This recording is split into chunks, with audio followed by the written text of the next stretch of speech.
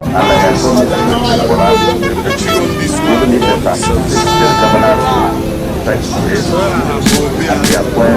Nigeria, I don't bring no bunga Bishop news story. My name Nandehi. Make a sharply yarn on a son to the website. It just happened. The federal government of Nigeria don't come out talk say they don't dey ready to open for negotiation, so they go fit release the IPOB leader will be Nnamdi Kanu say, but they not use them as condition for political support. And the Minister of Works will be Dave Umahi. Now come out to come yarn this talk on Friday, will be July 4th, 2025 for inside Lagos State. This man don't come the verse they provoke as he go challenge this evangelist we come they preach for inside in street. As he come they talk, saying don't warn them before, say making stop to come their side to come they make noise. Say but the man no hear word at all. Say every 5 a.m. early in the morning we say sleep they sweet them. Now so this man go carry speaker come they disturb them for that area. As he come they give the man serious warning. Say today, saying go deal with the man. Come they tell the man, say make the man carry everything when he carry come here, make it come out from their street. This is a young man who doesn't want to respect himself. Every morning, they stop our residents. Let you go and give warning to stop coming here. He refused. The former Minister of Sport, Obi Solomon Dalong, don't come out to come the talk. Say President Bola Ahmed Tinubu say even if you say Ingo appoint his son will be Sheyi Tinubu to be Independent National Electoral Commission chairman, will be INEC chairman, or even making wife as Chief Justice of Nigeria will be CJN. Say APC must lose the 2027 general election. And they come out yarn this talk on top Arise television. Come they tell Nigerians them say may they wake up and may they shine their eyes. And like I promised President Bola Ahmed Tinubu, even if the 36 state governors defects to APC and he appoints Sheyi Tinubu as the chairman of INEC, and maybe he will appoint his wife, the Chief Justice of Nigeria, and INEC will be the last institution to decamp the APC. They are going to be defeated in 2027. The Lagos State University management don't come pursue this wicked lecturer wey him name be Dean Abamekanda, say because of the plenty complaint wey students and staff them don't come give to the school management because of the way the wicked student them, even they punish them, tell them they stay for under rain upon how the rain they fall, and also in the wicked staff members them also, and also the competition the school management will make them come pursue and take come out. Like my people they talk to say trouble they sleep, nyanga don't go wake am.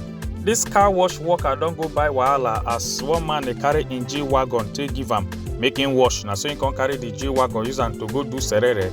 As he can use the G wagon take get to bonge accident when he drive the car go jump fence as the front of the car can scatter finish. The Morgan Nigerian singer and also DJ will be Florence Otedola aka DJ Kopi don't come out to come they tell him family members. They say she not they date anybody. Say but she gets some people who say she they follow the talk and made the best man make it win. Lots, yes. Too many times. That's why I'm also like I'm not dating but I'm talking to people. May the best man win. And that's Mr. Yusuf Dati Baba Ahmed will be the former vice presidential candidate to Mr. Peter Obi. Don't come they talk. Say Peter Obi deserve to be presidential candidate on top the new form ADC joint body party. As he come they talk, say maybe Peter Obi not try him at all to agree to become vice presidential candidate to anybody. Say because in last performance from top the general election, show saying he overqualified to be anybody vice presidential candidate.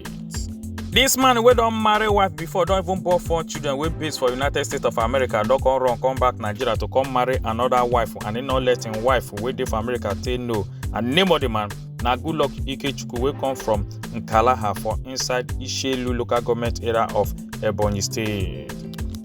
For on top this video where they see the former vice president will be Atiku Abubakar don't start to the campaign to become the presidential candidate of ADC. As in come promise saying go deal with anybody we corrupt if him become Nigerian president. And so the obedient they don't come out to come they provoke.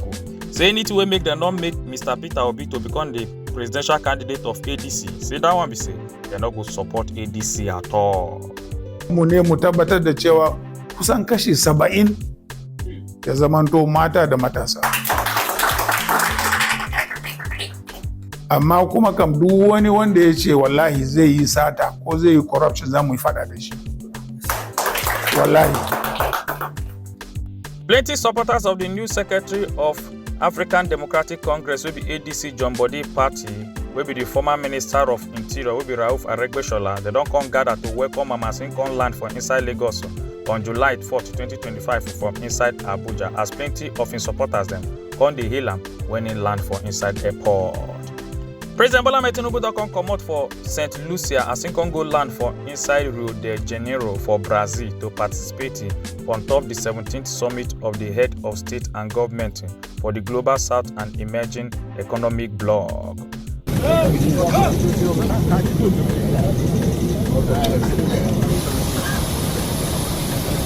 Family and friends and also teammates of Diogo Jota, all of them don come gather on Friday, July 4, 2025 to pay last respect for am, and also with him younger brother wey be Andre Silva, wey be say dem kpai for on top car accident on Thursday wey be July 3rd, 2025. Now Bishop News O'Clock, my name na Nehi. Make una enjoy your day.